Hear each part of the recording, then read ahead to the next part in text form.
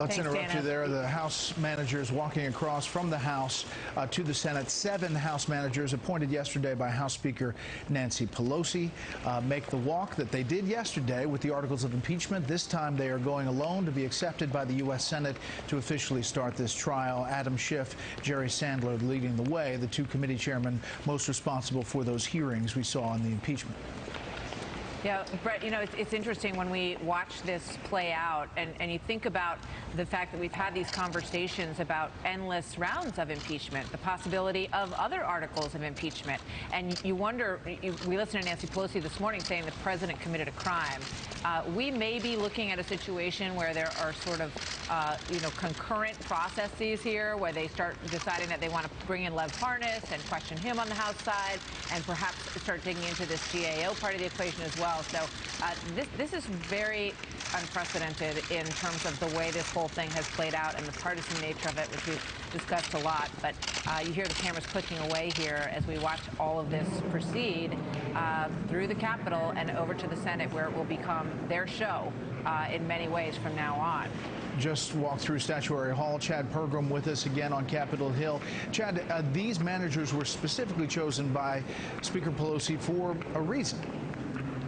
Right, exactly. She says that these are members who have a background in the courtroom. She was also looking at up-and-coming leaders. Adam Schiff is someone who has handled an impeachment before. Federal Judge Thomas Porteous about 10 years ago. She was impressed with his performance then. There was also geographical diversity, racial diversity, women. There were not female managers last time. And also, as they walk between the House and Senate, this really is the quintessence of bicameral government. The House has certain responsibilities, Article 1, Section 2, impeachment, and then a trial in Article 1, Section 3 of the Constitution to try impeachment. This is the essence of a 2-house system in the United States government, Brett.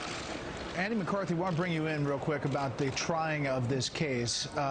If they are going to call witnesses as they walk into the Senate chamber on the other side, Lev Parnas is this guy who is associate of Rudy Giuliani. He's come forward with all these documents and accusations. He's also facing multiple indictments. That presents a bit of an issue. Speaker Pelosi was asked about that today. Yeah, it sure does, Brett, although if you had asked me this yesterday, I would never have predicted that he would be out in the media making public statements, because you would think that the threat to him is he can't testify in the impeachment trial because that would effectively convict him in the Southern District of New York Justice Department prosecution. Let me interrupt you. So it's highly irregular and unusual for us. Let's listen to the Senate floor. Concerning the impeachment of Donald John Trump, President of the United States. On the part of the House will be received and escorted to the well of the Senate.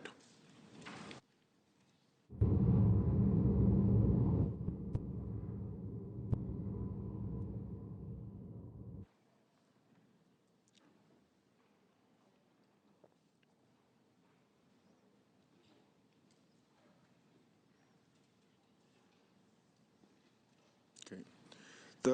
The Sergeant-at-Arms will make the proclamation. Hear ye, hear ye, hear ye. All persons are commanded to keep silent on pain of imprisonment while the House of Representatives is exhibiting to the Senate of the United States articles of impeachment against Donald John Trump, President of the United States. The managers on the part of the House will now proceed.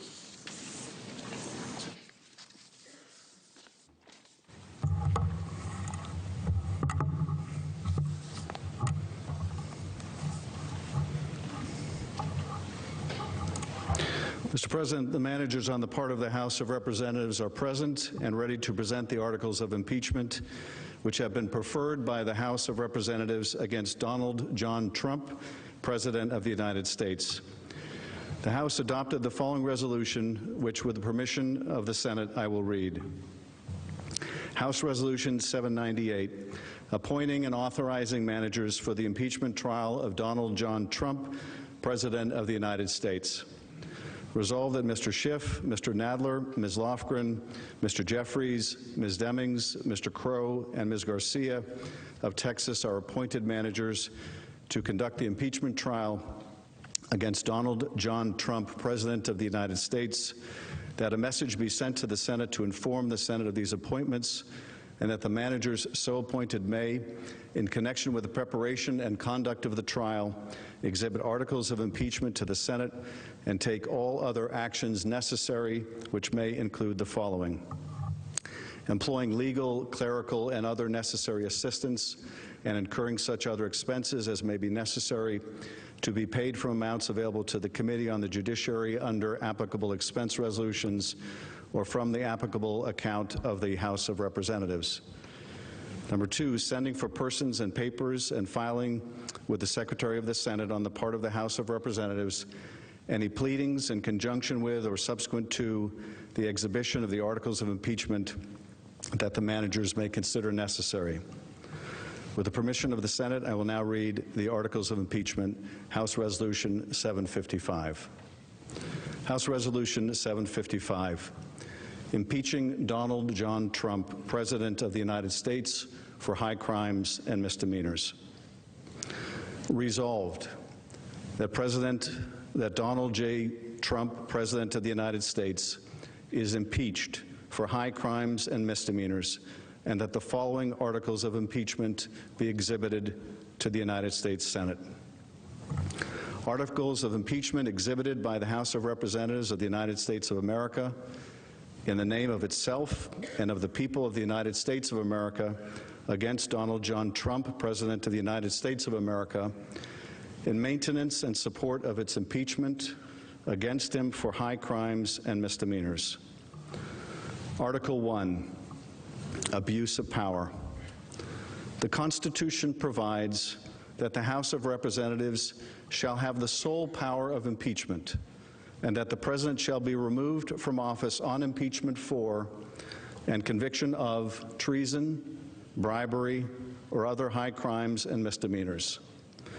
In his conduct of the office of the President of the United States, and in violation of his constitutional oath faithfully to execute the office of President of the United States, and to the best of his ability preserve, protect, and defend the Constitution of the United States, and in violation of his constitutional duty to take care that the laws be faithfully executed, Donald J. Trump has abused the powers of the presidency in that, using the powers of his high office, President Trump solicited the interference of a foreign government, Ukraine, in the 2020 United States presidential election.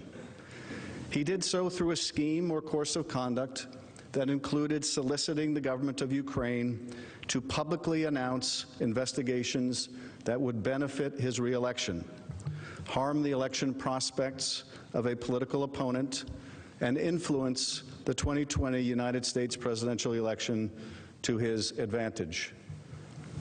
President Trump also sought to pressure the government of Ukraine to take these steps by conditioning official United States government acts of significant value to Ukraine on its public announcement of the investigations.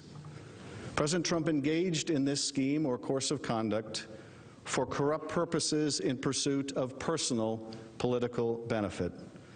In so doing, President Trump used the powers of the presidency in a manner that compromised the national security of the United States and undermined the integrity of the United States democratic process. He thus ignored and injured the interests of the nation. President Trump engaged in this scheme or course of conduct through the following means. Number one, President Trump, acting both directly and through his agents within and outside the United States government, corruptly solicited the government of Ukraine to publicly announce investigations into A, political opponent, former Vice President Joseph R. Biden Jr., and B, a discredited theory promoted by Russia, alleging that Ukraine, rather than Russia, interfered in the 2016 United States presidential election. Number two, with the same corrupt motives, President Trump, acting both directly and through his agents within and outside the United States government, conditioned two official acts on the public announcement that he had requested. A, the release of $391 million of United States taxpayer funds that Congress had appropriated on a bipartisan basis for the purpose of providing vital military and security assistance to Ukraine to oppose Russian aggression, and which President Trump had ordered suspended. And B, a head of state meeting at the White House, which the President of Ukraine sought to demonstrate continued United States support for the government of Ukraine in the face of Russian aggression. Number 3, faced with the public revelation of his actions, President Trump ultimately released the military and security assistance to the government of Ukraine, but has persisted in openly and corruptly urging and soliciting Ukraine to undertake investigations for his personal political benefit. These actions were consistent with President Trump's previous invitations of foreign interference in United States elections. In all of this, President Trump abused the powers of the presidency by ignoring and injuring national security and other vital national interests to obtain an improper personal political benefit. He has also betrayed the nation by abusing his high office to enlist a foreign power in corrupting democratic elections. Wherefore, President Trump, by such conduct, has demonstrated that he will remain a threat to national security and the Constitution if allowed to remain in office, and has acted in a manner grossly incompatible with self-governance and the rule of law. President Trump thus warrants impeachment and trial, removal from office, and disqualification to hold and enjoy any office of honor, trust, or profit under the United States. Article 2, obstruction of Congress.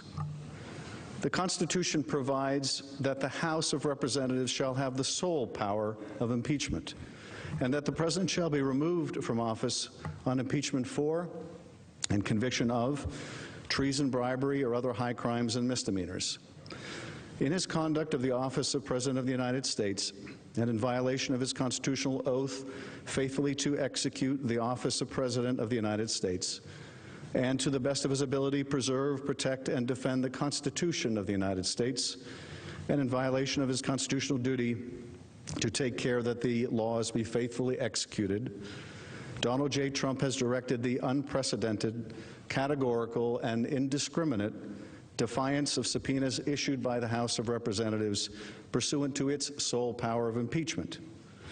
President Trump has abused the power of the presidency in a manner offensive to and subversive of the Constitution, in that the House of Representatives has engaged in an impeachment inquiry focused on President Trump's corrupt solicitation of the government of Ukraine to interfere in the 2020 United States presidential election. As part of this impeachment inquiry, the committees undertaking the investigation served subpoenas seeking documents and testimony deemed vital to the inquiry from various executive branch agencies and offices and current and former officials. In response, without lawful cause or excuse, President Trump directed executive branch agencies, offices, and officials not to comply with those subpoenas. President Trump thus interposed the powers of the presidency against the lawful subpoenas of the House of Representatives and assumed to himself functions and judgments necessary to exercise the sole power of impeachment vested by the Constitution in the House of Representatives. President Trump abused the powers of his high office through the following means. Number 1, directing the White House to defy a lawful subpoena by withholding the production of documents sought therein by the committees.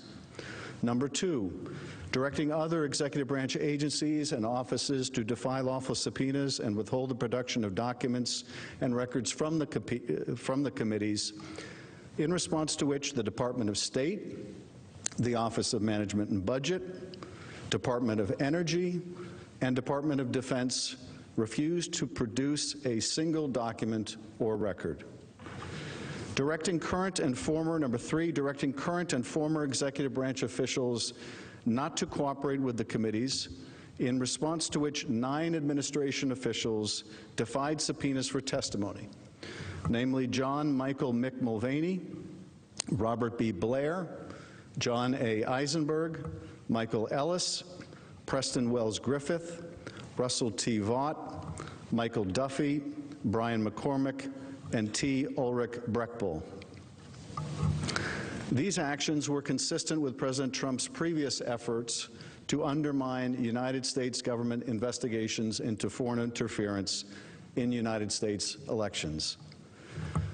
Through these actions, President Trump sought to arrogate to himself the right to determine the propriety, scope, and nature of the impeachment inquiry into his own conduct, as well as the unilateral prerogative to deny any and all information to the House of Representatives in the exercise of its sole power of impeachment. In the history of the Republic, no president has ever ordered the complete defiance of an impeachment inquiry or sought to obstruct and impede so comprehensively the ability of the House of Representatives to investigate high crimes and misdemeanors. This abuse of office served to cover up the president's own repeated misconduct and to seize and control the power of impeachment, and thus to nullify a vital constitutional safeguard vested solely in the House of Representatives. In all of this, President Trump acted in a manner contrary to his trust as president and subversive of constitutional government, to the great prejudice of the cause of law and justice, and to the manifest injury of the people of the United States. Wherefore, President Trump, by such conduct, has demonstrated that he will remain a threat to the Constitution if allowed to remain in office, and has acted in a manner grossly incompatible with self-governance and the rule of law. President Trump thus warrants impeachment and trial, removal from office, and disqualification to hold and enjoy any office of honor, trust, or profit under the United States. Mr. President, that completes the exhibition of the articles of impeachment against Donald John Trump, President of the United States. The managers request that the Senate take order for the trial. The managers now request leave to withdraw.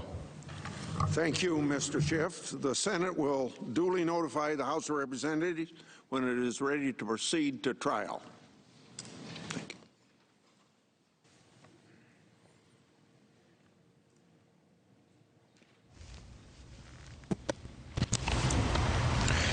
The trial of President Donald J. Trump has officially begun. This is only the third time in American history that this has happened. As you watch the House impeachment managers, the 7 of them leave the Senate chamber. Now we wait until this is Senate Majority Leader Mitch McConnell. The Senate will proceed to the consideration of the articles of impeachment. The Chief Justice of the United States will preside over the trial as required in Article 1, Section 3, Clause 6 of the United States Constitution. Also, under the previous order, the presiding officer has been authorized to appoint a committee of 4 senators, 2 upon the recommendation of the Majority Leader and 2 upon the recommendation of the Democratic Leader, to escort the Chief Justice into the Senate chamber. I ask that the presiding officer do so now. The chair, pursuant to Order January 15, 2020, on behalf of the Majority Leader and the Democratic Leader, appoints Mr. Blunt of Missouri, Mr. Leahy of Vermont, Mr. Graham of South Carolina, and Mrs. Feinstein of California to escort the Chief Justice of the United States into the Senate chamber. So for the further information of senators, there will be a live quorum call prior to the arrival of the Chief Justice at 2 p.m. today. I ask unanimous consent that the Senate stand in recess subject to the call of the chair. Without objection, the Senate stands in recess subject to the call of the chair.